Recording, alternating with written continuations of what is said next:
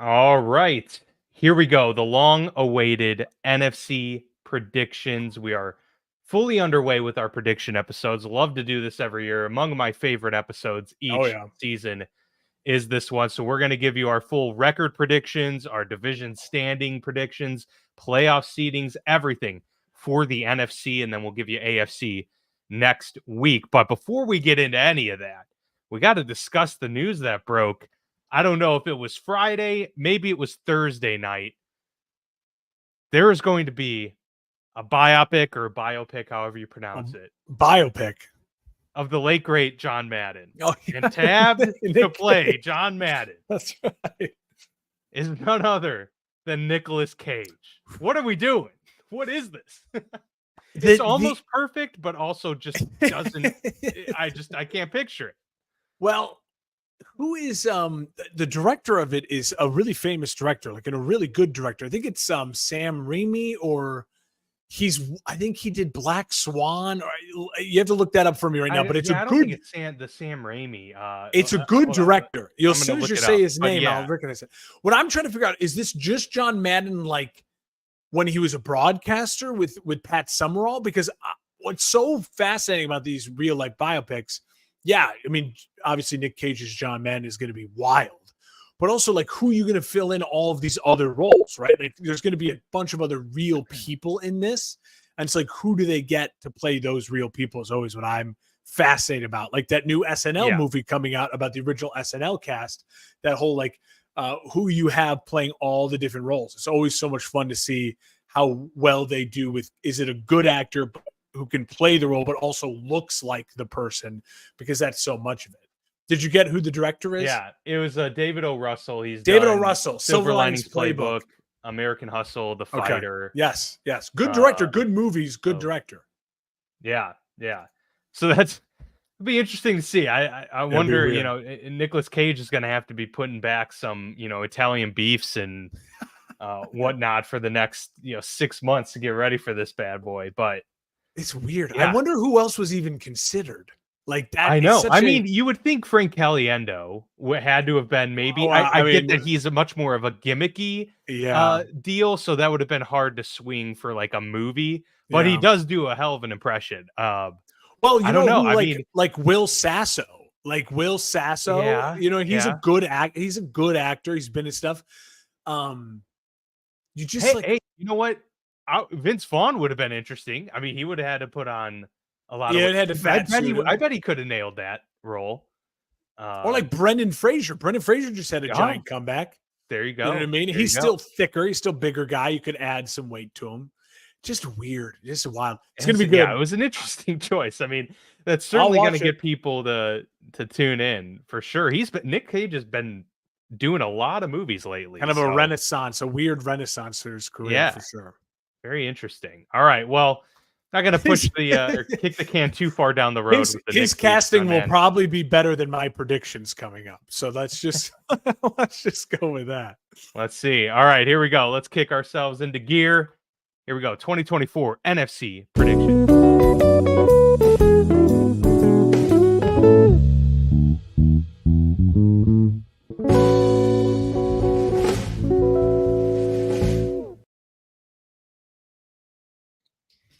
All right. Well, Mark, I know that you're, back in 1982 here with the way that you do your predictions on pen and paper. Did you do it again this year, or did you no, I used come your to link. The internet? I used your link. It's way easier, that link that you sent, to like when you get to the end and you realize, wait a minute, why does that team only have one win? I've got to go back and find them a couple wins to change that pretty easily. I tried a new method this time around too, where you could just click on the team's logo and then just pick their schedule for them instead. I actually think I might like that better. I tried that this time around because I used to just do it week by week and pick all the matchups. And you just go now you can just click on the team logo and it gives you their full schedule. You just pick the matchups there. Does it then automatically fill in the other people's? Yeah. Oh, okay. All right. So when you go, you fill out the Lions, when you get to the Bears, you've already got a couple matchups that the Bears have already in, so like you have lost to fill in, but no, it's an interesting way. So maybe do that's that for the AFC if you hadn't already. That's Um, clever because it really then allows you to look at like, hey, I've already committed this before. You know what I right, mean? right. And do I like this now or do I not like it now? It's an interesting way. I will say for Yeah, me, the NFC, I feel like the NFC is easier than the AFC this year, just purely based on the fact that um, the AFC is so top heavy quarterback dominated that the NFC it's a little bit of like, okay, yeah, I can see that person not having a good year and only winning 7 games. And it's just, easier to justify. It's harder to justify some of these really good quarterbacks in the AFC only winning true. 7 games. You know what I mean? So Yeah, for that, I will say I'm glad we're starting with the NFC. I do already have my AFC kind of filled out because I did it the whole schedule. So I have a look at that's it. right. But Yeah. we also definitely have room for changes. We have 2 weeks to make any little amendments we need to based on a devastating injury or anything like that. But as of right now, I do feel pretty confident with my division winners and the teams I'm gonna have making the playoffs and their records. I feel pretty good about it. Yeah, I feel good about it as well. And I know that we talked about there's always a shifting of like 3 to 4-ish teams every Yeah. year in the playoff landscape that make the playoffs that weren't there before. I have fulfilled that marker with the first go around with the records. I was hoping I would achieve that, and I was able to. So that made me feel even better about the way that I have these things filled out, and even by divisional breakdown. To me, this makes a lot of sense. I think it does reflect how I Yeah. feel about these teams. And just before we launch into it, we've discussed this in the past. What I tend to do when I do these predictions, it's never perfect science. But what I Yeah. like to do is give each team a win over a team that they have no business beating, Yeah. and then Yeah. losing to a team that they should have absolutely won. Yes. Um, I feel like maybe that helps balance out the scales league wide across everything. I'm gonna have the Chiefs losing to some random team that Yes. maybe they shouldn't, um, and I'm gonna have the Vikings or the Chiefs, or I guess the Chiefs They're a bad would really example beat because they're any a team, favorite. Yeah. so Yeah. that's a bad. But I'll have the Panthers beating, Yeah. the Lions or something like that. Because even if you Just didn't to get balance that things. exact upset right, an upset There's going will to be happen. an upset. Yes, Right, I right. agree. I think it's a smart way to go about it. I will say Yeah. I'm with you again. There are 12 teams that make the playoffs each year, right? There are 6 seeds in each, or is up to 7 seeds, 14 7. There's teams. 7 in each, Yeah, yeah, so 14 teams make the playoffs every year in the NFL, and I have 4 overall between the AFC and NFC. I have 4 new teams in the playoffs that weren't there last year into this year, so that fits into that realm of anywhere usually between 3 and 5 on average, different teams in the playoffs. But I got to be honest, in the NFC, not as much change for me. So it's just in a little preview of a sense. So we can get into it here now. fair enough. Are we starting with the East? I think we said. The NFC East, we are starting with the NFC East. I'll let you, kick things off here with us, for us, going through, your order there. I guess let's always start with the bottom of the division, and we can Yeah, work work our our way way up. up. I like that. I have the Giants at the bottom of the NFC East. They came out to 4-13 for me. I think what my feeling is with the Giants is they do have a schedule early on that is not exactly the easiest in the world. But for me, it's I after watching Daniel Jones, especially for that first preseason game, I think it's gonna be a long season. And the problem is there's no one in the pipeline for New York to where if Daniel Jones gets injured or Daniel Jones, you feel like you have to pull him because he's just not playing well. They don't have like someone to go to who you're excited about, right? There's no third round rookie. There's no a young guy in a second team like a Mac Jones in a Jacksonville. He really should be in New York, right? Because it feels like you're Yeah. gonna someone else. I just think New York overall, offensive line, I have huge question marks on. Quarterback, I have huge question marks on. I have a feeling that Brian Dable will be coaching for a different team next year and will be in a much better spot. And I have a feeling that the Giants will be quite possibly drafting with the number 1 overall pick come next year. I go then to Washington at 5-12. I think Washington's going to be a team that will lose a lot of close games. I think they're going to put up a really fight. They're going to be in a lot of games. I could see them peaking at maybe 7 wins. I think their floor is really 5 wins. I have them hovering around the floor, mainly because I think there'll be a ton of energy to start Washington's season because you have a new owner, you have a new coach, you have a new general manager. I mean, it's all brand new, right? And so I think there's that excitement, that freshness, that newness is going to be great. But then also, how does that translate to the longevity? I think it's exciting that the breaking news today of Jane Daniels getting named the starter. I think that's smart. Throw the kid out there. He seems ready to go. And again, it wouldn't shock me if Washington is, 2-2 or 2-1 or 3-1, and then they hit a really rough stretch, right? All it takes is Terry McLaurin pulling a hamstring, and they have no weapons for Jane Daniels. Real, you know what I mean? The depth of weapons is just gone. And so I think they just teeter too much on the edge of chaos with not enough weapons, an offensive line I don't 100% trust, and a defense that, even though they have a defensive coach, there's no stars on that defense anymore. So I have them at 5-12.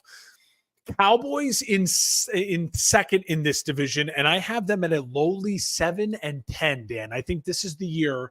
There's too much pressure. There's way too much noise. As of right now, as I'm picking these games, CeeDee Lamb is still not in camp. Micah Parsons is upset. And you have Dak Prescott, who's saying the right things, but is frustrated as all get out that he doesn't have a new contract.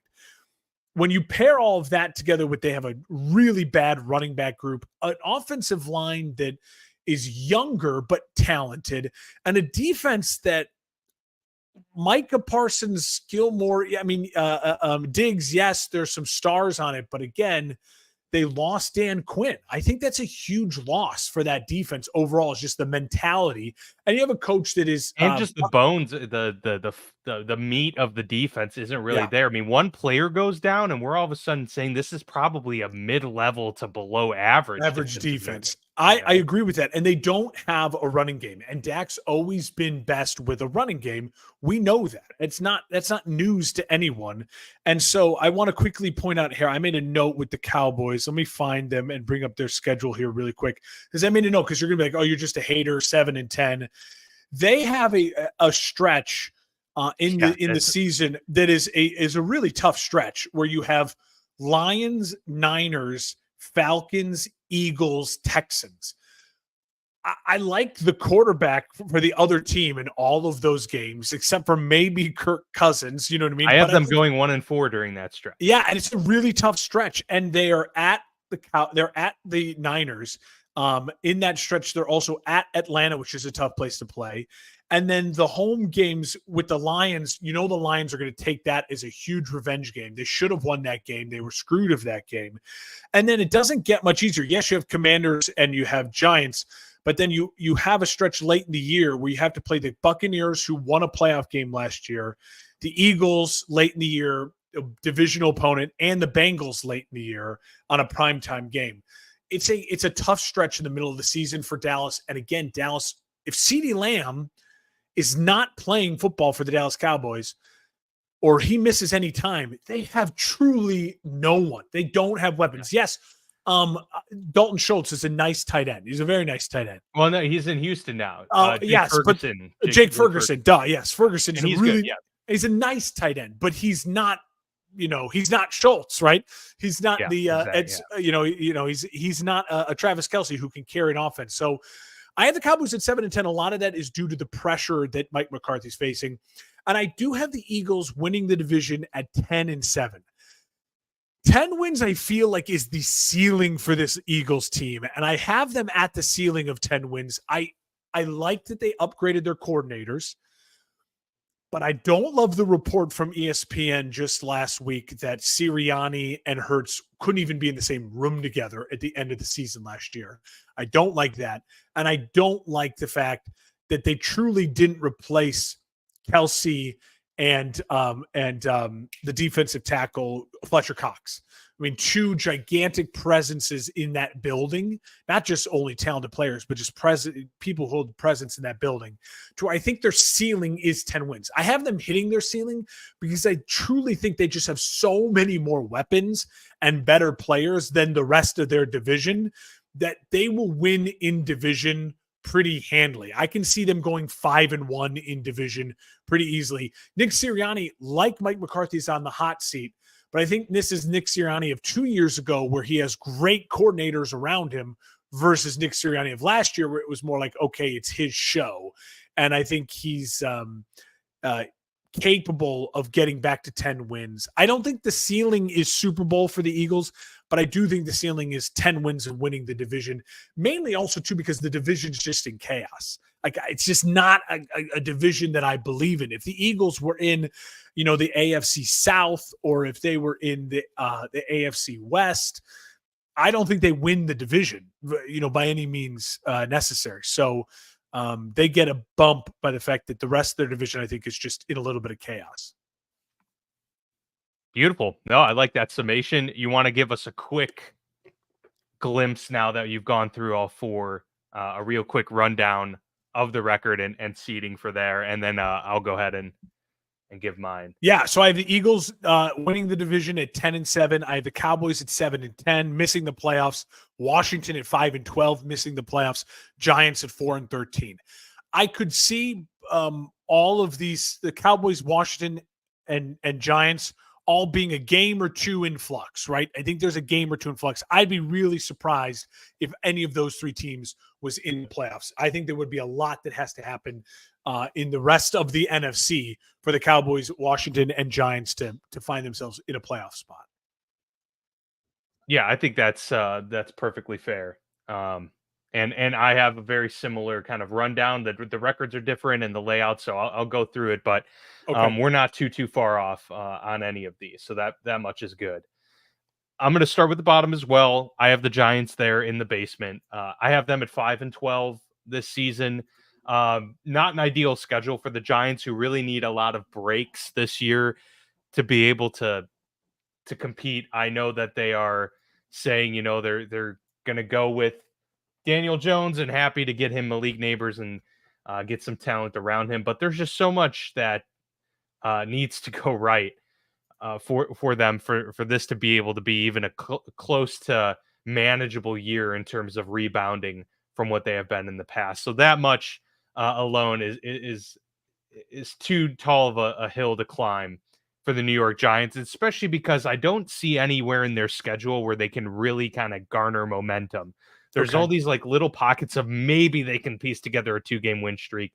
And then after that, it just seems too difficult to keep that momentum going. So when you're already talking about a team that is, missing a lot of talent in a lot of key places in a relatively difficult division, also pair that with the schedule that's not super conducive to getting some win streaks. It's kind of the perfect storm in many ways for the Giants. Now, do you mean tough division in the sense, I think you agree with me, it's not actually a great division, but these teams play each other tough.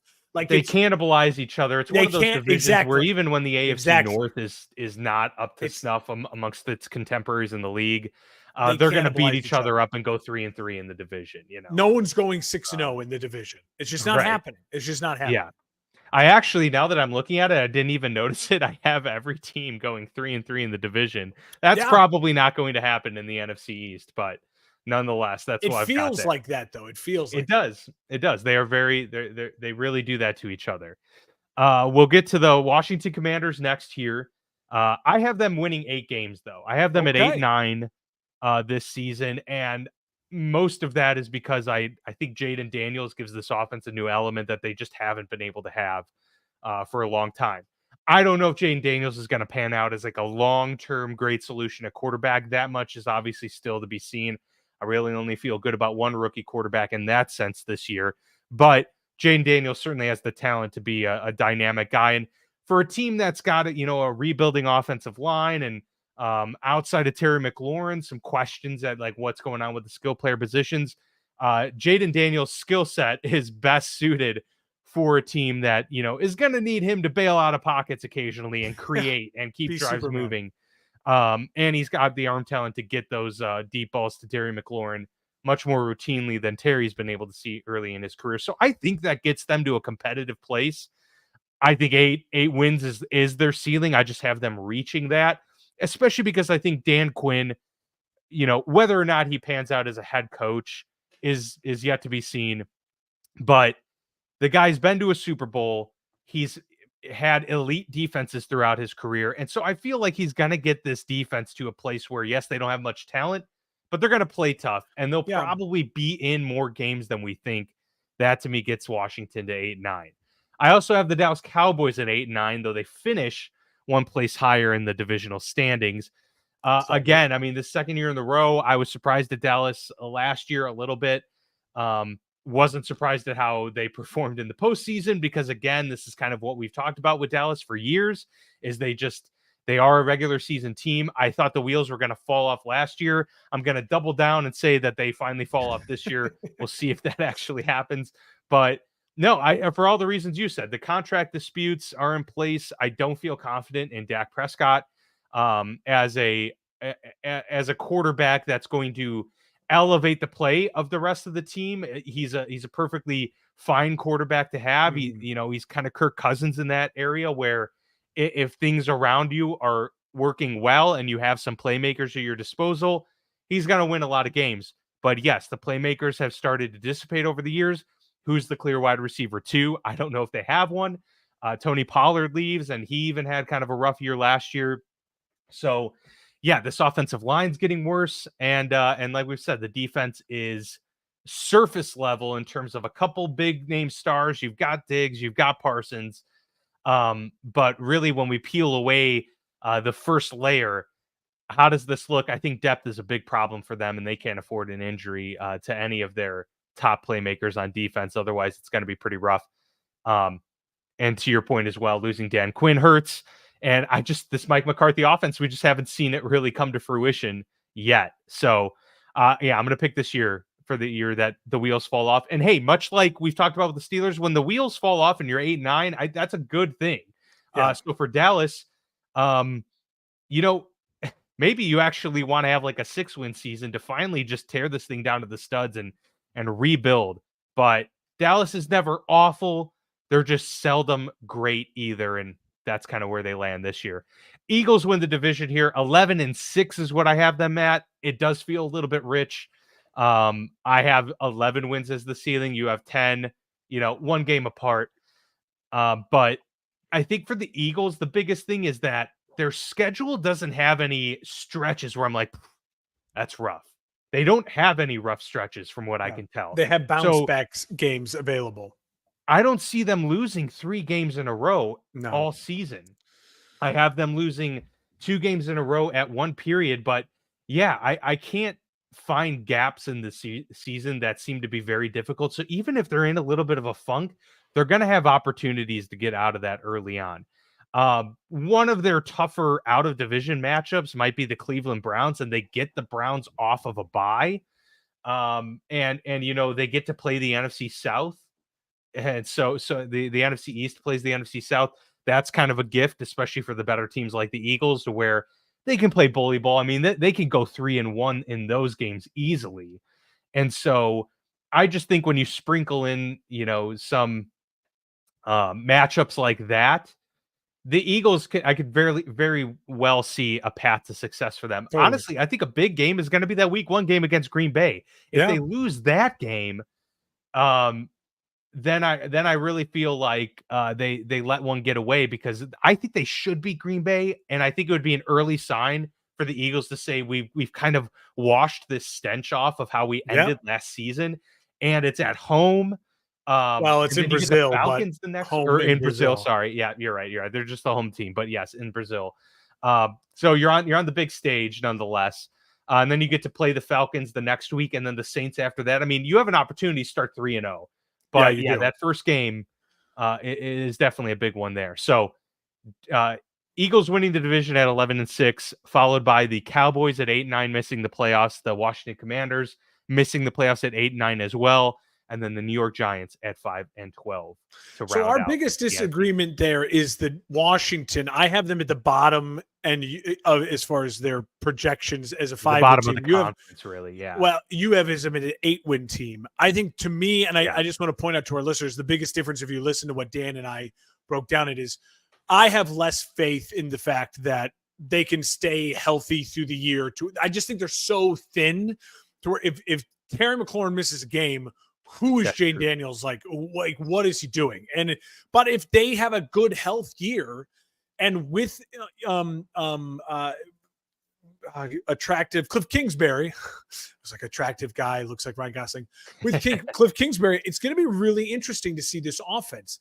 I think the other thing for me is I have a little less faith in Dan Quinn as far as what does Dan Quinn look like when he's starting a program? Dan Quinn, remember when he took Right. over the He Falcons, inherited. they were ready to win, and he kind of was born on third base, took him to the Super Bowl, and that was such a devastating loss. It just kind of crippled the rest of his time there.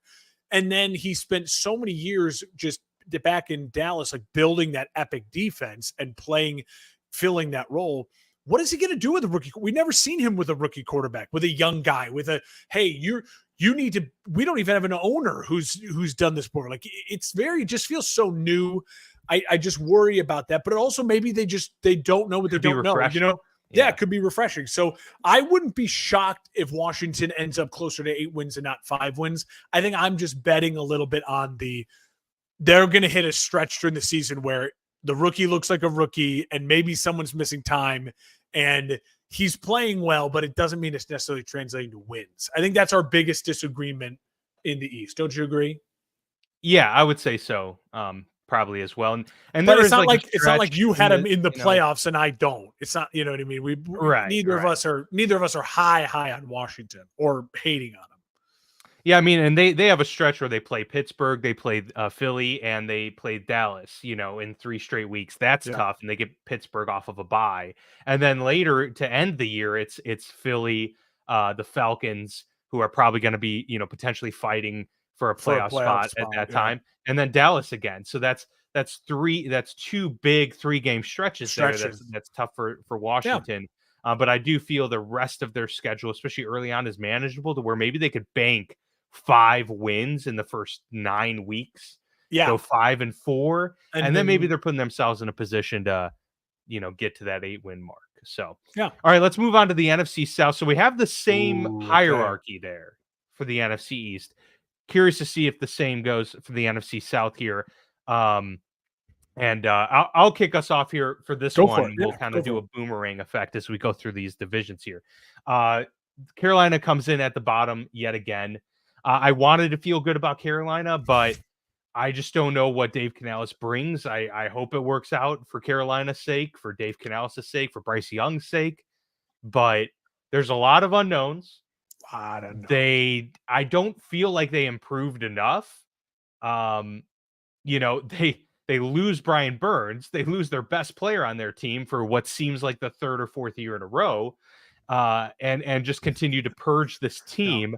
First year, under a new GM. So that much I understand. And, maybe this draft ends up, proving well for them. But yeah, it's just, I think Bryce Young will improve. I think he'll be a better quarterback this year. I just don't know how much it'll translate to wins. 4-13 is what I have them at. And, that's what did they win last year? Was it 2 wins in 2023? So a slight improvement from last year. But, they bring in Deontay Johnson. They still have Adam Thielen, who's yet another year older. Xavier Legette, I wasn't super high on him, to be honest, coming out of the University of South Carolina. I love his interviews. Yeah. Guy's got a Southern drawl if I've ever heard one. So, there's that. They got, their rookie standout running back from Texas, Jonathan Brooks, but he's not going to play probably for the first month of the season because he's recovering from an injury. So there's just, a lot stacked up against this team. I just don't know what's going right for Carolina. And so another year of poor play hopefully gets them back into a good position for next year to draft again and could get themselves into a position for 2025 and beyond to start turning this thing around. I have the New Orleans Saints coming in at 3rd in the division here, and talk about the wheels falling off. I don't know what happens if they start Derek Carr all season long or if Spencer Rattler gets in. I think I'm kind of assuming that this might be the case either way. 5-12 I have for the Saints. I just don't know how much I believe in this team anymore. Obviously, they have some dudes that can play. They've got, a young ascending A.T. Perry, Rashid Shaheed, Chris Olave, some good weapons. Alvin Kamara, obviously, in the backfield. Offensive line is starting to fall apart a little bit. Defense is very old now. I don't know how much faith I have in this defensive unit, as it hasn't seemed to be gaining any, new momentum or um, new fill-ins as some of the older players get siphoned out. So yeah, Cam Jordan's going to be great, and Marshawn Lattimore's good, and all of that stuff. But overall, I just don't. I feel like the Saints are the most blah team in the NFL. Now, Well, five that's a and good way to 12 is put it. probably their floor, and I realize that I'm having them pretty low here. I could see them, but getting to 7-ish wins. But I mean, I think 5 to 7 wins is kind of that marker for the New Orleans Saints here in 2024. I feel like the Bucks have proven that they're solid with Baker Mayfield, and they seem to have gotten better. I feel like the Falcons got better. Where did New Orleans get much better? I just don't feel confident there. I have the Buccaneers coming in second in the division at 9-8. So I have them competing here, but they are going to be missing the playoffs at 9-8 in the NFC. Barely made it last year, and kudos to them. I still think they're a scrappy team and good and talented. Um, it's nothing against the Bucks. It's more so what I think the Falcons have elevated to with getting Kirk Cousins, and so that's really all I have to say about the Bucks there. I think they're going to be a competitive team, but the Atlanta Falcons with Kirk Cousins, pending a healthy season, of course, go 10-7.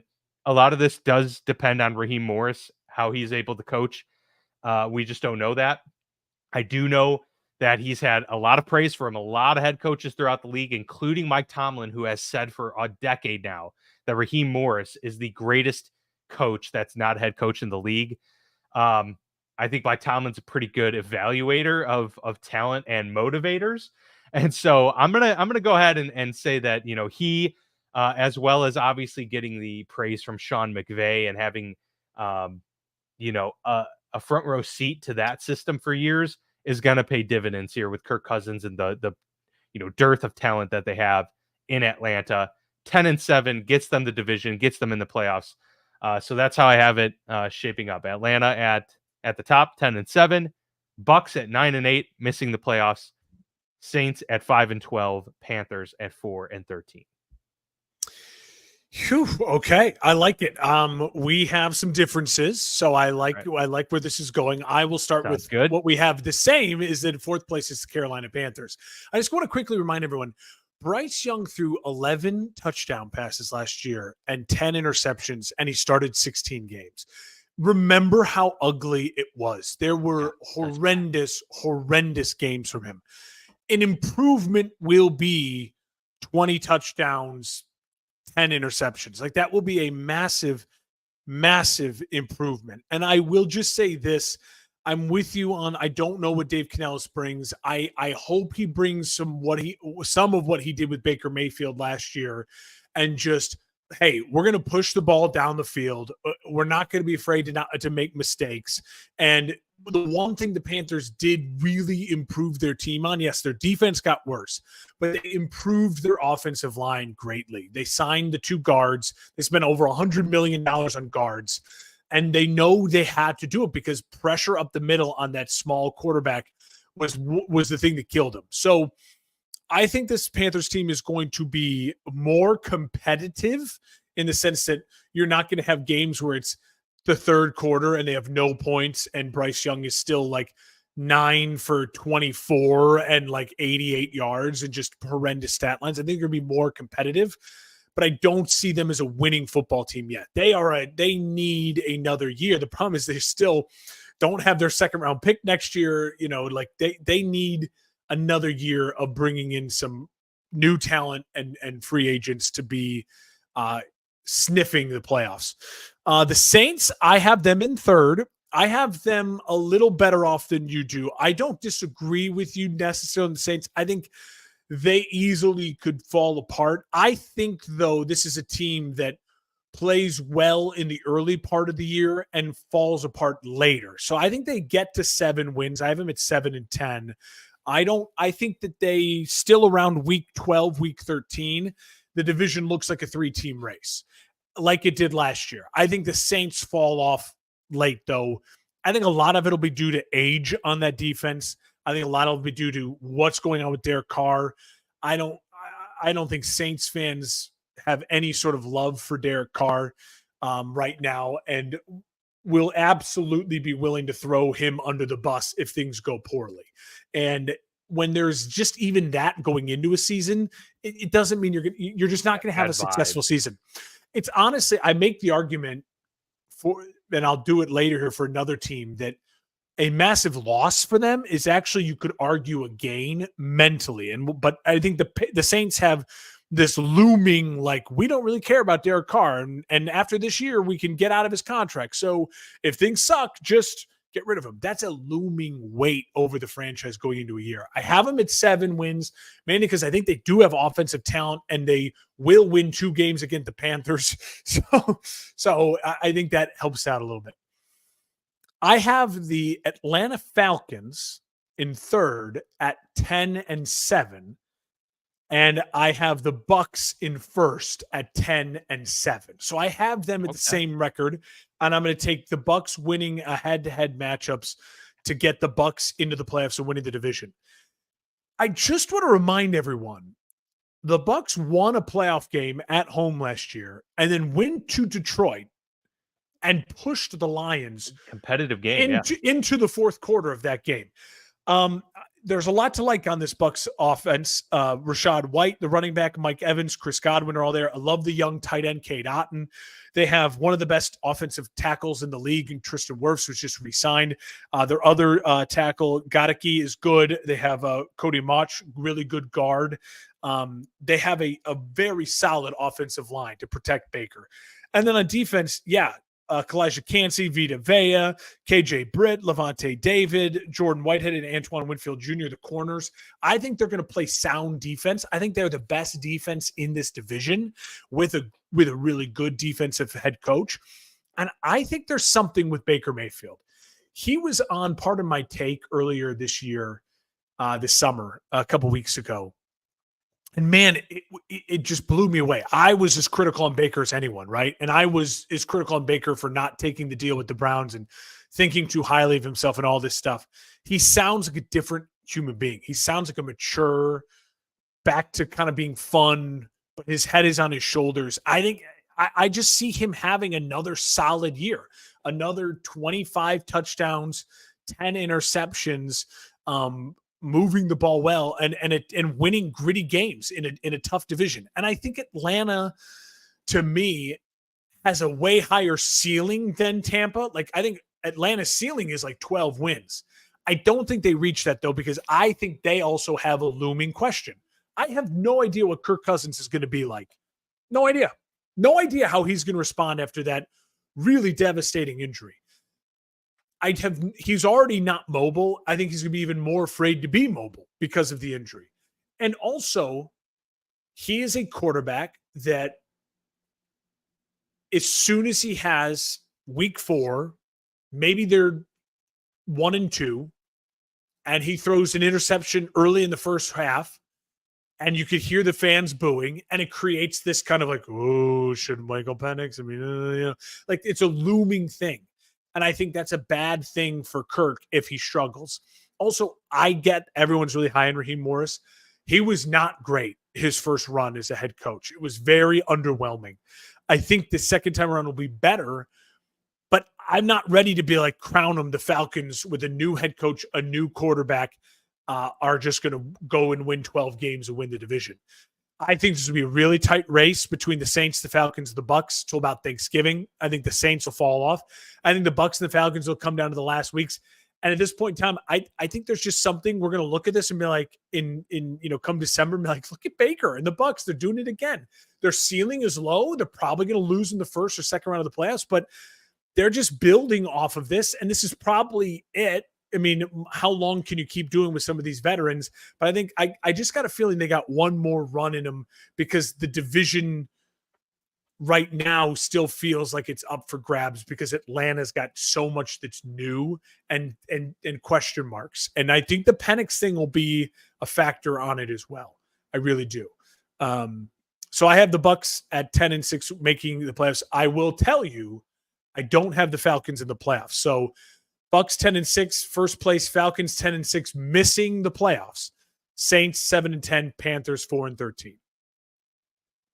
There you go. Yeah, I could absolutely see that either way. I have a 1-win difference between the two. So if you flip the Falcons with the Bucks in my prediction, I think that could easily. And you have the Bucks not in the playoffs, right? Correct. Yeah, they would be the 8th seed in this situation, just barely missing out. I think there's the stretch from week 7 to 10 where they play it is tough. Baltimore, Falcons, Chiefs, and 49ers. That is tough. That's rough. If you keep looking at that schedule, because after that they have a stretch too where it opens up as well, and they have some winnable games. Does. And I think they win games early. I think the Bucks, people forget, like, oh, Miami, it's hot in Miami. It's bleeping hot in Tampa too. Like, they have a Florida advantage early in the year against a couple teams. I think they could sneaky get off to a really good start in their schedule. But they do have they play the Chiefs. But I also think they could be that team that, like, the Chiefs lose to the Bucks, right? Like, where you're like, oh, that's a weird one. They could pull off the upset. This is a veteran Bucks team with a veteran quarterback who's playing now with the confidence of a contract and a chip on his shoulder. The most important thing for Baker Mayfield was getting the contract. Now the most important thing for Baker Mayfield is extending his career. And he extends his career by being a really good starter and making the playoffs for the next two of the next 3 years. And then he gets another contract, right? Like, this contract is a great contract, but Baker could get another contract, maybe not with the Bucks, but somewhere else, purely based on what he's able to do this year as well. I think he knows that there's a lot of weight to it. And again, I'm so torn on Kirk. I just don't know how to feel early on in the year. I feel like the Atlanta could get into a hole to start the year that then they maybe climb out of, but maybe it's too little too late. Fair enough. All right, we'll go over to the NFC West. I'll let you take it away this time. Give us your thoughts on how this one plays out. So this is tough because I like Seattle a lot based on their personnel, but I don't love the brand new head coach and the change of regime. People are only focusing on the Patriots. Like, oh, Bill Belichick's gone. It's kind of like Alabama football. You forget, like, Nick Saban is retired. Like, he's not coaching Alabama. They play in 2 weeks and it won't be Nick Saban on the sideline. It's the same thing with Pete Carroll. He was there a long time and had a very big presence in that building. And he's replaced by a guy that if you walked by him on the street in McDonald's, that you wouldn't even know. You wouldn't know. You could show me a picture of him right now, I'd be like, I don't know if that's the head coach of the Seattle Seahawks or not. I think that they have a bunch of talent. I just don't know how buttoned up they're going to be this year, and in a division that's really bloody. All of that being said, I have Arizona in 4th place in the division at 6-11. I think it's a feisty Arizona team. I think it's an Arizona team that you see, they didn't maybe live up to expectations, but it's like okay. In year 2 for Gannon, Kyler Murray's now fully healthy. He's got Marvin Harrison Jr. The defense adds a couple pieces, and all of a sudden, this is a feisty Arizona Cardinals team that is, I think Arizona could be one of those teams at the end of the year you look at and you go, oh man, if you would have flipped their one-loss game, one possession games that were turned to a loss, they would go from like a 6-win team to like a 9-win team or a 10-win team, right? I think they're going to be in some games. I think they're going to put up some points. I think Kyler's going to have overall a quality year. I just think their defense is going to let them down at times because they just still don't have the playmakers on that defense for me to be like excited about, to where they have one guy who can look at me like, you have to game plan for him. They don't have a Myles Garrett. They don't have a Nick Bosa. They don't have a Fred Warner. You know what I mean? A guy you just a Roquan Smith. You're like, I got a game plan for that guy. And they're still missing that. They need that. I have Seattle at 6-11 as well with Arizona. I do think this is the floor for Seattle. I think their range is 6 to 8 wins. I have them at the floor of the 6 because I have truly no idea what to expect from their new young defensive coach that comes in. I also feel like Seattle's the team that halfway through the season, as we get close to the trade deadline, they could be like, listen, now is the time for us to get stuff for DK Metcalf. Now is the time for us to get stuff for Tyler Lockett. We have Jackson Smith and Jigba. He's going to be our number one guy going forward. We know it's not going to be the case. We know we're not going to be banking on Geno Smith and the kid who's just in Washington, who was also at North Carolina, who's now the backup quarterback there. I'm forgetting his name, but he looks like Baker Mayfield. Sam Howell. It's not going to be either of those two guys. I could see Sam Howell getting some starts maybe late in the year because they kind of sell pieces off.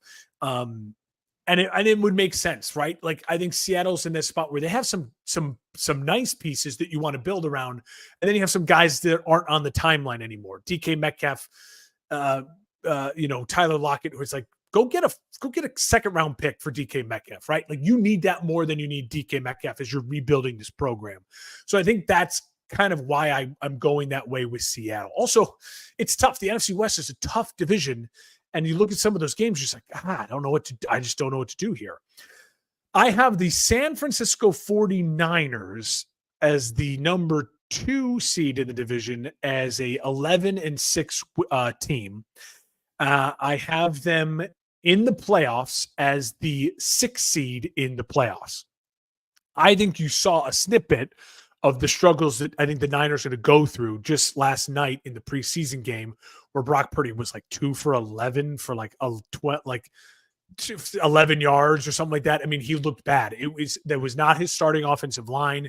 No Kittle, no Debo or Ayuk. It was ugly. It looked bad. And I think there's going to be right now no Trent Williams in camp. So even if he comes in and plays, if they get the deal done at the 11th hour, he'll be rusty to start the year.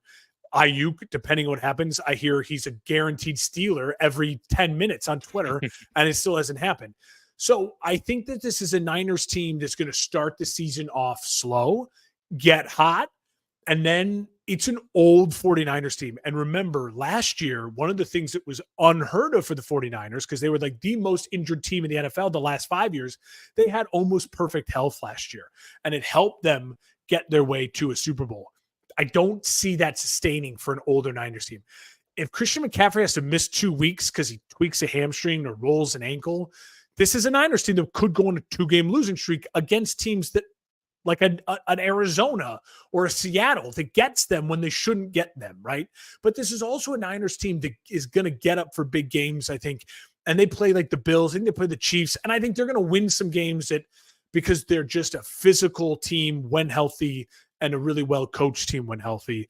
I think this is a down step year for the Niners. I think this is maybe a one-and-out year for the Niners. And I think the key storyline we're going to be talking about in a year from now is, okay, what do you do with Purdy? Do you pay him now?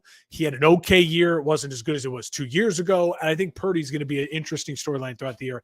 I don't think he's going to have as good of a season as he's had. I have the Rams winning the division. I have them at 12-5 as the 2 seed in the NFC. I'm high on the Rams. I think this is a young, explosive defense. I think this is an offense that is absolutely loaded with weapons, with good running backs, an offensive line now that is probably around like number 9, 10, something like that, is an offensive line where the young guys have stepped up. The veterans have meshed really well. They have a tight end I like. They have 3 wide receivers that I like. They have a quarterback that I love in the NFC. They have a coach that I love in the NFC. And it just feels like last year was the 2015 Cubs year. Like it just is that perfect building year, right? Won the Super Bowl, fell apart, build back up.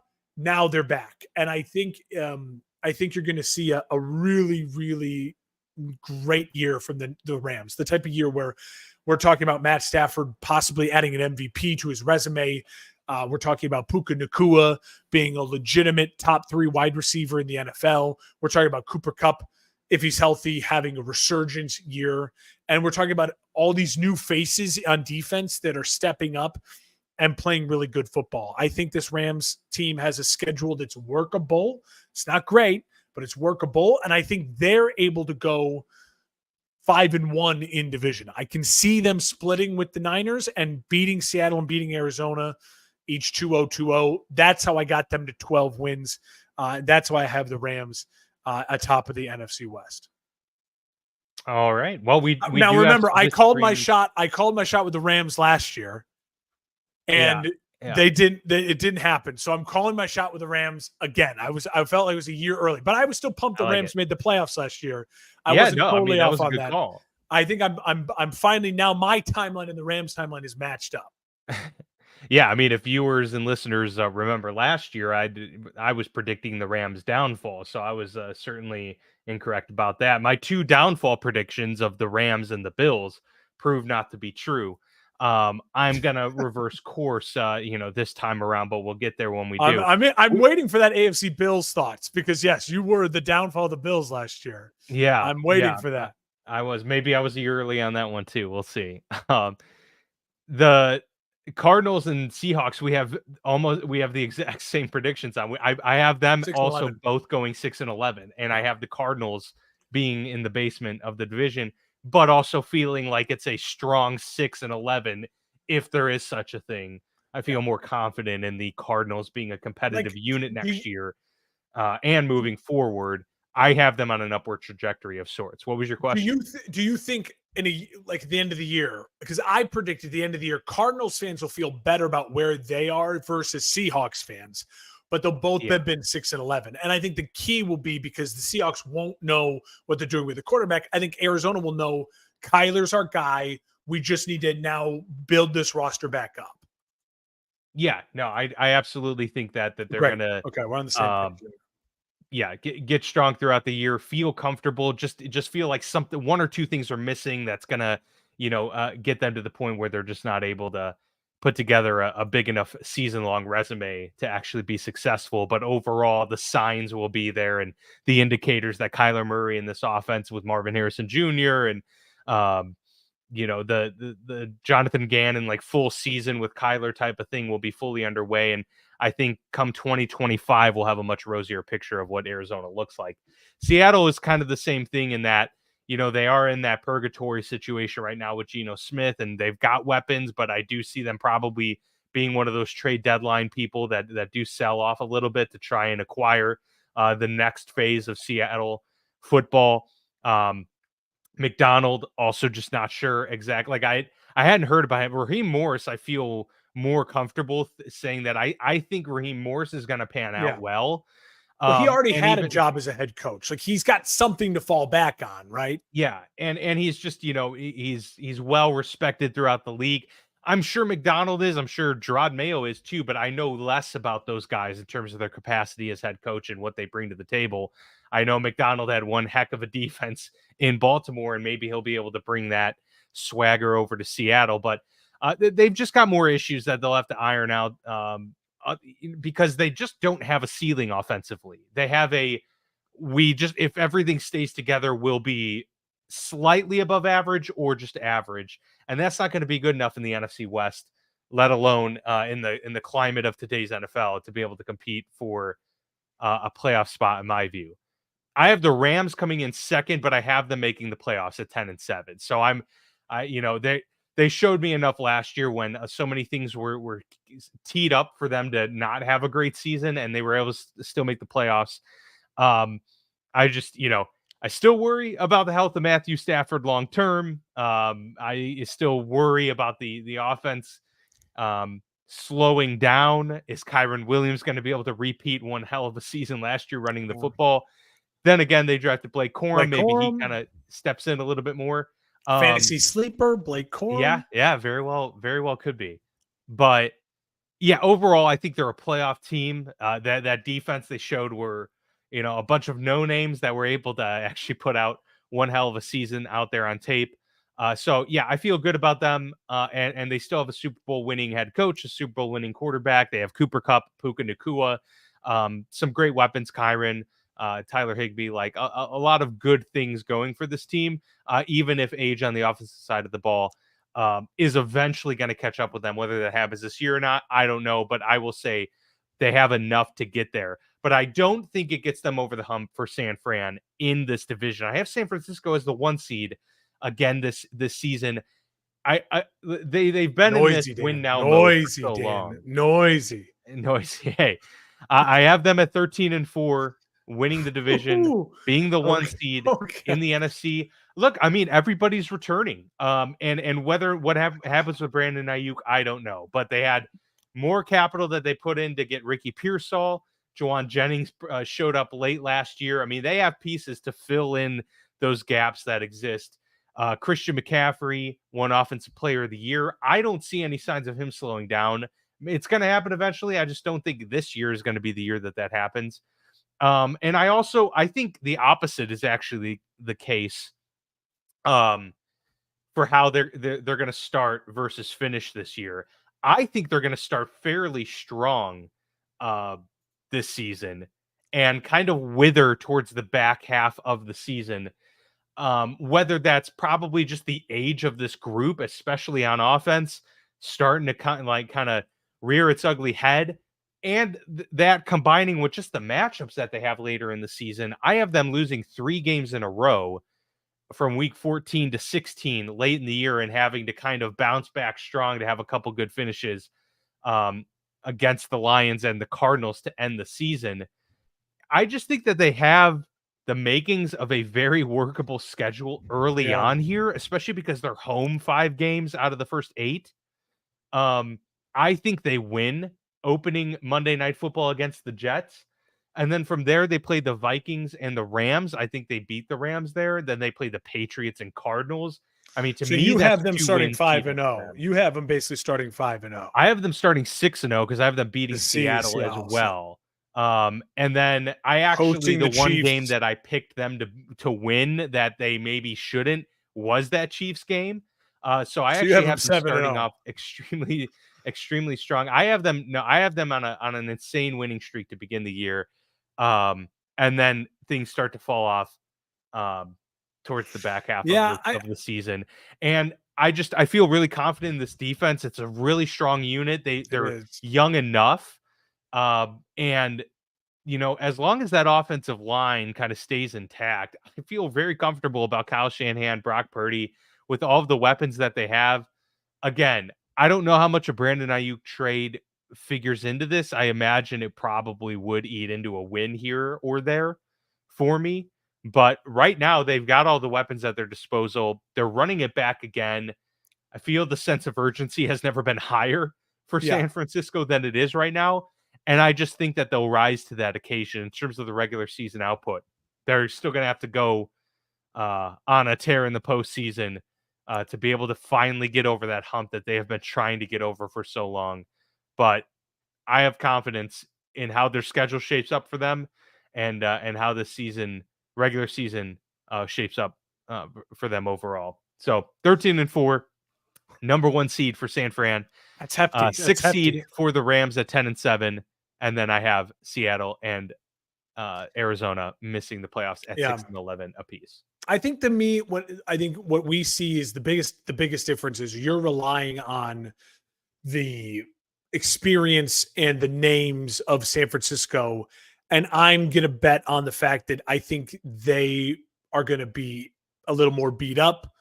The age will catch up to them a bit. They maybe lose a game they should win, and then lose some of those big matchups like against the Chiefs or something like that.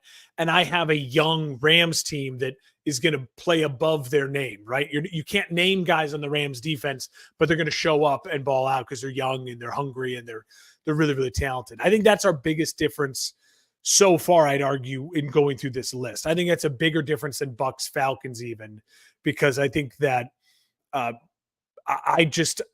that's a lot of 13 wins for this Niners team after how noisy they've been this offseason. You're putting a lot more faith in them than I am. That's for sure. Yeah. I mean, it's Kyle Shanahan and it's Deebo Samuel, George Kittle, Christian McCaffrey. I just it's hard for me to. Do you think right now here on this August 19th that Ayuk will be a Niner when the season starts? I think he will. Yeah. You think a deal done Niner? Like he's signed and he's a Niner? I think he'll be with I think he'll eventually get a deal done. Yeah, I guess that's a good question. I don't know if it happens by week 1, I guess.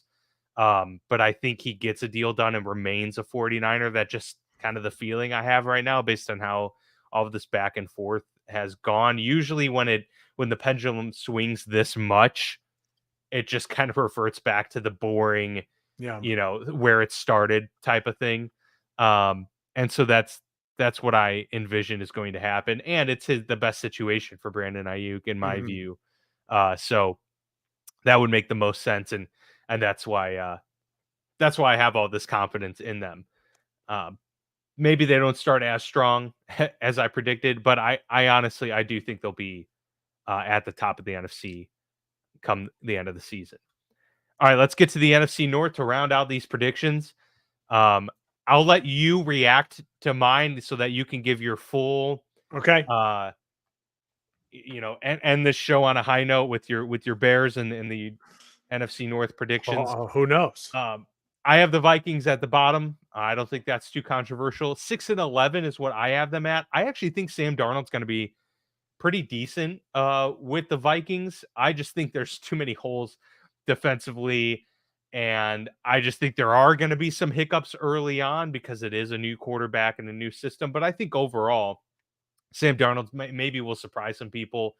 And that's largely because of Kevin O'Connell. I think it's the KOC effect, not the Darnold effect, that Yeah. will make this happen. But I think he'll be good enough to where they'll be competitive. And, much like how I feel about the Cardinals, is that they will be a team that can, you don't want to sleep on and might be a trap game for some teams throughout the season. But, aside from them having a great slew of weapons, TJ Hawkinson's going to be hurt and not ready for them early on. Their defense is still a big question mark. Their offensive line's a question mark. So there are things there that I worry about. And in a really ramped up in terms of competitiveness NFC North division, that's going to make life even more difficult for them. I have them going 1-5 in division play here this year. Coming in as the 7th seed in the playoffs, I have the Green Bay Packers going 10-7 this year. I think they're good, and I think Matt LaFleur is fantastic. He deserves the benefit of the doubt. I'll probably have the Packers making the playoffs until they don't with Matt LaFleur. Jordan Love also, I think, is a really solid quarterback. I think he's proven enough in the 8 games that he was great last year that he's solid and, has a career out in front of him. But I'm still not sold on what the extent of that career will be, or if he's a guy that earned, the $200 million contract that he's received. But they're sticking with him. He clearly, fits well within their system. I also think they have a lot of number 2 wide receivers. Not convinced they have a clear number 1, but like 3 or 4 number 2s. And, defensively, they got some dudes. But as a unit, I see a little bit of regression there on that side of the ball as well. So that's why I have them at 10-7. I have the Chicago Bears at number 5 seed, the first wild card team at 11-6. I am excited to report. I think maybe this is their ceiling.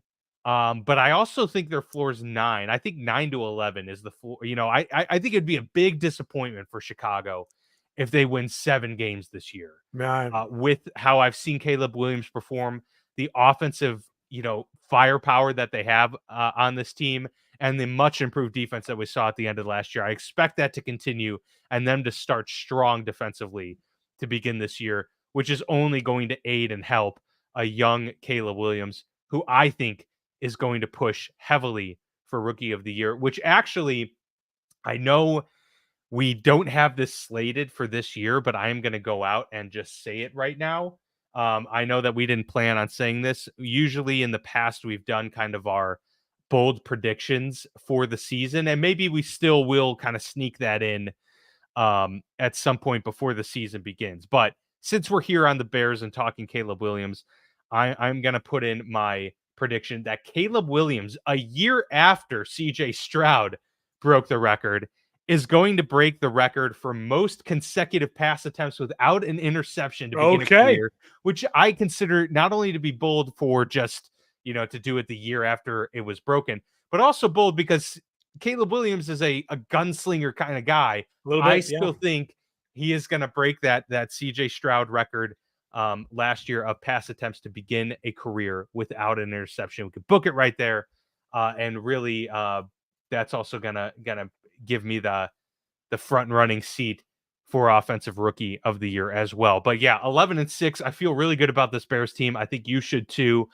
I think despite it being preseason, I've seen enough to know that Caleb Williams is going to be a solid NFL pro, and that's, light years ahead of where the Bears were even a couple years ago. But now they've added Keenan Allen to the mix, Roma Dunze. They are fully rounded out in terms of their offensive skill set, and that defense is looking better. The only wild card to me that could screw this all up is Matt Eberflus. So we'll see if the guy's got a good season in him. But I do think he's a little bit more underrated, especially with how he was able to keep that team afloat last year and get that defense turned around. And the number 2 seed atop the division, the Detroit Lions, coming in at 12-5. I feel good about this team yet again, doing what they did last year.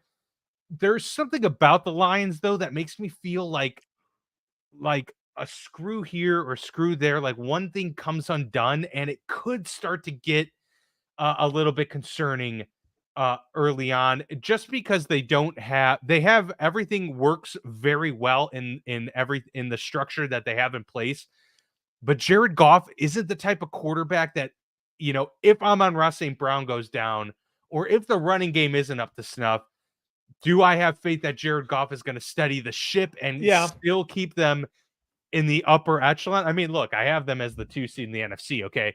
But I just think, I don't know how much this team can weather a big issue. And not many teams can, but Kansas City can. I think San Fran can overall. Yeah, the quarterback can but Jared Goff weather it. It's a great point. Right. And so that's the concern I have. And on top of that, their schedule can be a bit rough. I mean, they end the season with the Bills, Bears, and 49ers. That's and the Packers in there. I mean, that's a tough 4-week stretch. It's hard. They're one of those teams too that doesn't have many pockets for a win streak, other than I think the beginning of the season. So this team has to come out strong. And if they do, I have them going 7-0 to begin the year. And so if they're able to do that, I think that a 12-5 is very much in play for them, and a 2 seed. Excited to hear what you have to say about the NFC North, though. So I'll toss it right to you right now. I'll jump into it. I agree with you. I think the Vikings in the 4th spot at 6-11. The point I was trying to make earlier with the injury and a team that's benefiting from it, the Vikings absolutely are in that similar place that a Falcons and the Saints were 2 weeks ago, where you have a quarterback who feels like we're not invested in that quarterback necessarily long term. We're invested in that quarterback for right now. And yes, your fan base wants to win games, but as soon as things start going negatively, you're going to want to throw the baby out with the bathwater. And the fact that Darnold doesn't have to worry about the guy behind him. So when he throws a bad pick, it's still Darnold's job. It's not like all of a sudden you're going to see JJ warming up on the sidelines, right? Because he's out. If Derek Carr throws 2 bad picks in a game, all of a sudden you see Spencer Rattler warming up on the sideline, right? If Kirk Cousins is struggling in week 4 and the Falcons are 1-2 or 0-3, and he throws another pick early on, or he's ankle starts to get tight or something, you see Michael Penix warming up on the sideline. It's like career almost over type of stuff. When you get benched in that way, it's a demoralizing debilitating. Look what happened to Russell Wilson. He got benched, and now he may not even start this year to start the season. So it can happen that quick, and it's a ton of pressure. And I think so the pressure's off for Sam Darnold. The problem is it's also Sam Darnold, and I think his ceiling is just limited. And I think even with the dearth of weapons and the great coach, the biggest problem the Vikings have is they have the 4th most talented roster in a division that is probably the best division in football. Top to bottom, talent, coaching, everything, absolutely the best division, I think, in football. And I go to the number 3 team in this division, and I have them as the 7th seed in the playoffs, just like you. I have 3 teams, the Packers, Bears, and Lions all making the playoffs. The team I have coming in 3rd in this division and making the playoffs as the 7th seed is the Chicago Bears at 11-6. I also have the Packers at 11-6 as the 5 seed. And then I have the Lions at 12-5 as the 1 seed. So I want to reveal all that. Now I can kind of go through it. Listen, the Lions, I agree with you. It's a really tough schedule. But I'm going to remind myself the Lions are a really tough, good football team. They are a really good football team. And unlike the Niners right now, everyone is in their prime. Like everyone is in their prime. You have tackles in your prime. You have guards in your prime. You have a center in his prime. You have 2 running backs in their prime. You have Amon-Ra St. Brown in his prime. You have a tight end who's entering his prime. He's a top 3-4 tight end of the league. You have a really great number 2 who's a burner in Jamison Williams who could take the top off a defense. You have a quarterback in his prime who's confident and comfortable now. He the bag, so he doesn't have to worry about his future. His future's set. He is the starting quarterback for the Detroit Lions in this era of Detroit Lions football. And then you have a defense that is improved. They actually have corners now that can help their pass rush out a little bit. You have Hutchinson, who's now entering his prime in year 3. We really loved the way he was strong at the end of last year. And more importantly, Dan, you have a coaching staff with Ben Johnson as the offensive coordinator. Again, that's the biggest addition by non-subtraction in the NFL. People are not talking about that. Remember, 7 months ago, when the season went anyway, Ben Johnson's going to get any job he wants. Ben Johnson's going to get any job he wants. He looked around and said, I don't want any of those jobs. I want to stay right here in Detroit with Dan Campbell. So the continuity between those two, I think, is what's also key. And also, there's still the Lions. And Dan Campbell, the way his ethos is, the way he coaches, they are not like, we're now the hunted. They are still the hunters. And they still have the chip on their shoulder, even though they were a play away from making a Super Bowl last year. I think the Lions, that's going to help propel the Lions through this tough schedule to earn the number 1 seed in the NFC and win the NFC North. Packers and Bears. I truly think it comes down to week 17.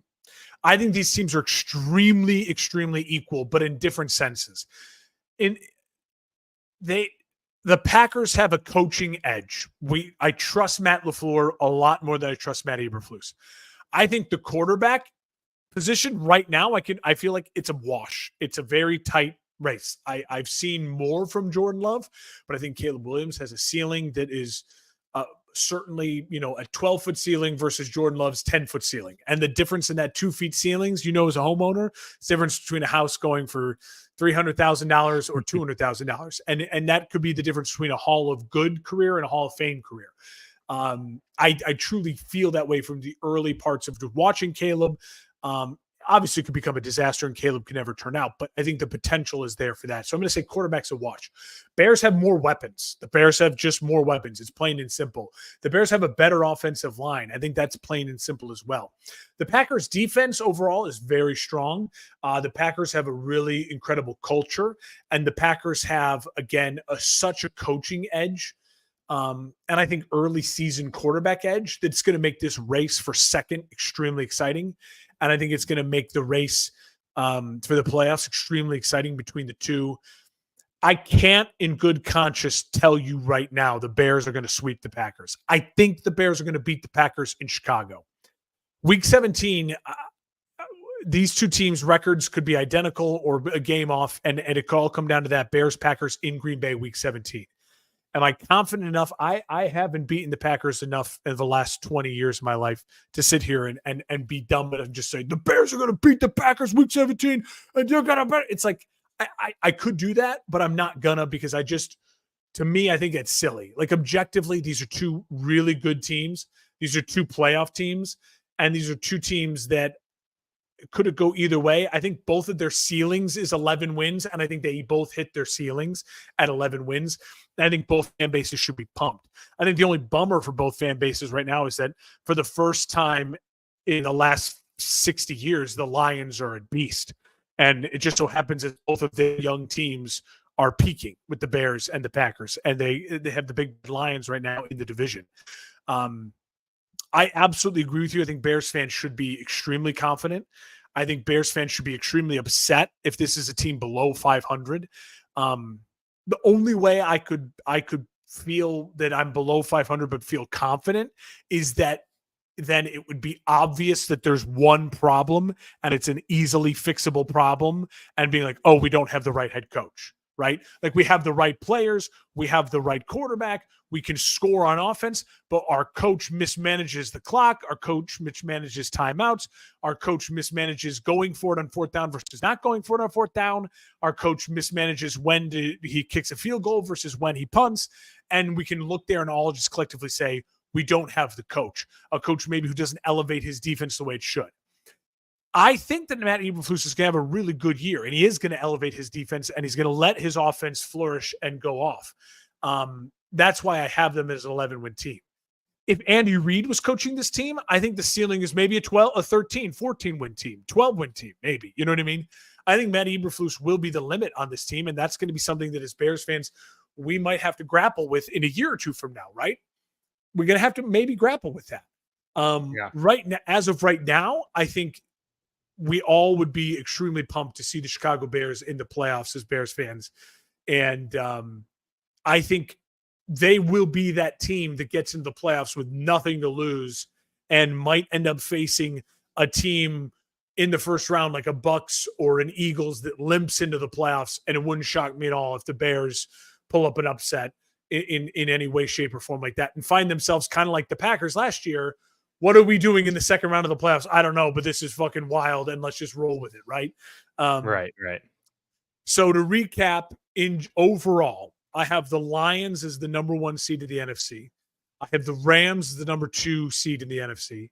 I have the Buccaneers as the 3 seed. It's tied with the record of the Eagles, but I'm going to somehow say that it works out. The Bucs are the 3, Eagles are the 4. And then you have the Packers as the 5, edging out the Niners as the 6. The Bears fall into the 7.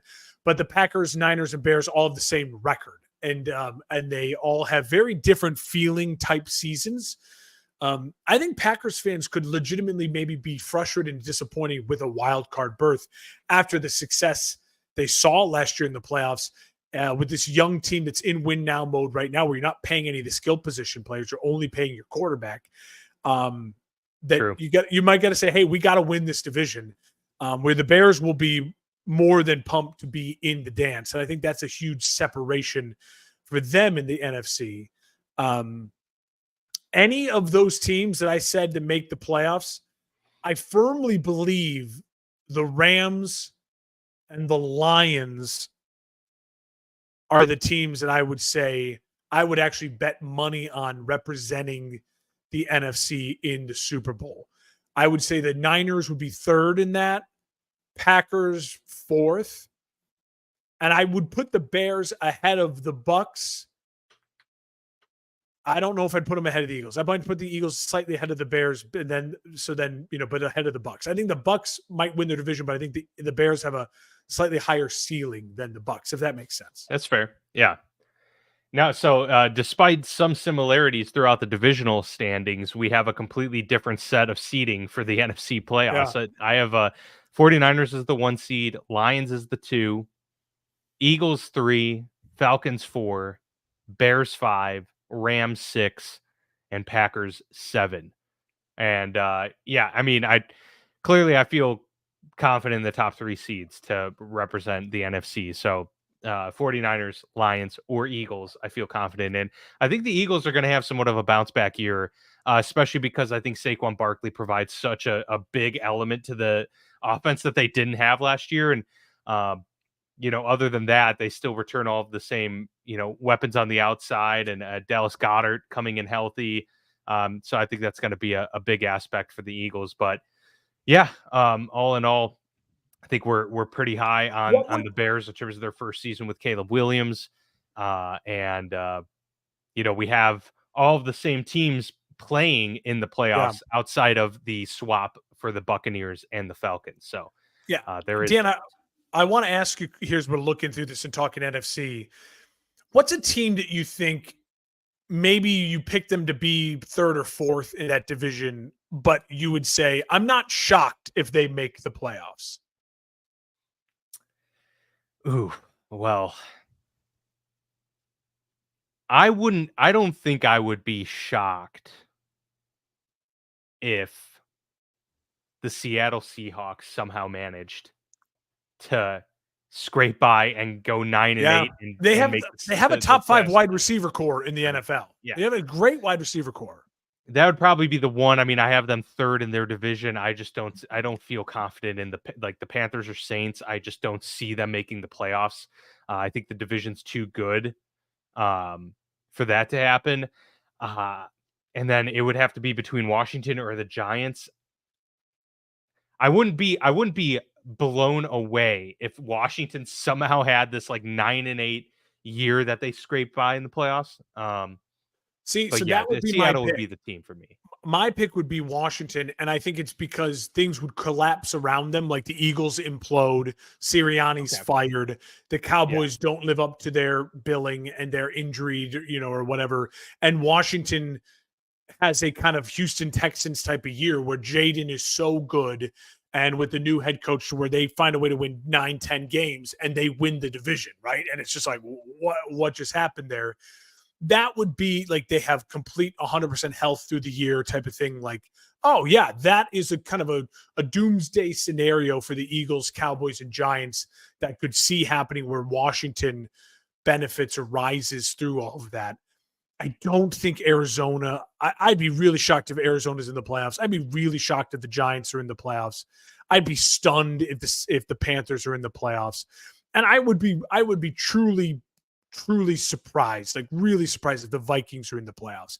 Because if the Vikings are in the playoffs, it means the Packers or the Bears had a really tough year. And I'd just be really surprised by that. Now, again, one quarterback's injury, and I'm not going to name names and knock on all the wood, right? Like, I don't even want to bring it up, but like that happens, and all of a sudden a door can open for a team. I think the Vikings, Saints, Panthers, Seattle, Arizona, Washington, Cowboys, they all need a door to open for them to make the playoffs. They need some real luck beyond just who they are. Even with their ceilings, I think they would still need a door to really open for them. I'm high on the Lions. I think the Lions, they might be my pick to win the whole thing when it's all I said hope and so. done. I could absolutely see the Lions winning the Super Bowl, and that would be great for the city of Detroit. But I picked the Lions to win the division last year. I've been right on the Lions for a couple years in a row now. I think I even had them making the playoffs that first year with Dan Campbell when they lost, or that second year with Dan Campbell when they lost they beat the Packers, but they didn't make the playoffs, 2 years ago. So I've been proud of my picks for that. I will say I'm nervous because this is the second year in a row of betting on the Rams, and so we'll see. The Rams did me a solid by making the playoffs last year, and this is the second year in a row for me of shitting on the Cowboys, and so last year they made the playoffs and they won their division, and I picked them to not make the playoffs. So I'm going back to that well, and I think maybe I was just a year too early, and the noise and the contracts are going to catch up to the Cowboys this year. Yeah. Yep. It's seemingly about time, and with all of the contracts finally coming to a head, it's kind of the perfect situation for this to finally be that time where there needs to be a lot of moving on for, really from the ownership on down, but that's not going to happen. So, I imagine that there's going to be an opening for the Dallas Cowboy head coach vacancy after this year, with a new quarterback on the horizon and potentially needing a new wide receiver one on top of it all. So that'll be very interesting to see. But no, I like that we had some different takes on the NFC landscape, but at the same time, similar vibes in terms of how the only difference the was playoff the Bucks and the Falcons. Yeah, only difference is the Bucks and the Falcons. So we're pretty lockstep on it. Yeah, good stuff. We'll see if the AFC is the same thing. I know the AFC is a tough one to crack and look at all that. Tough to really figure out entirely. So I haven't fully put together the entire AFC rundown yet for myself. The South is tough, man. The South. Yeah. I like the Jags this year, but the Texans, and I just don't know what I'm going to get from Anthony Richardson. We don't know.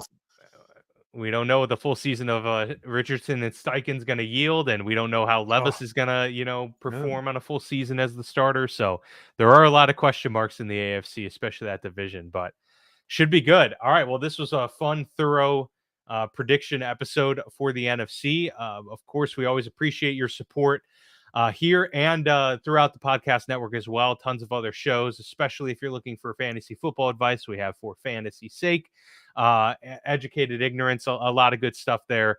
Teaming up with some betting partners. So be sure to check out the full lineup of shows. You can head over to For Frequency's Sake or for fantasysakeqc.com for the For Frequency Sake Podcast Network. The whole lineup of shows will be there for you to engage with on social media. You can check us out at FB Lounge Pod, as always on YouTube and wherever you get your podcasts as well. We appreciate the support, everyone. We'll be back next week with our AFC prediction show.